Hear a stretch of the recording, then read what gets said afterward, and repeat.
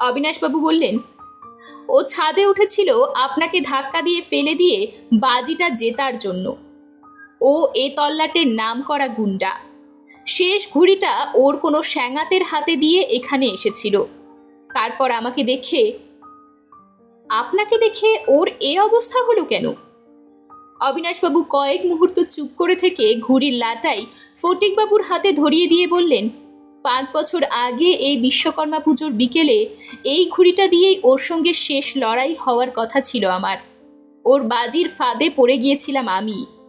20,000 টাকা বাজি, একই রকম বিকাল, একই ঘটনা।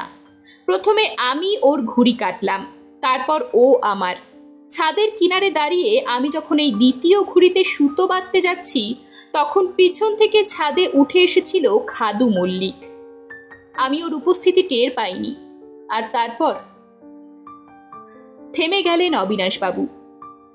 তারপর কি? ব্যগ্রভাবে জানতে চাইলেন ফটিকবাবু। ফটিকবাবুর চোখের দিকে তাকিয়ে শান্ত স্বরে অবিনাশবাবু বললেন, তারপর আবার কি? এই গুন্ডা খাদু মল্লিক আমাকে পেছন থেকে ধাক্কা মেরে 4 তলার ছাদ থেকে নিচে ফেলে দিল।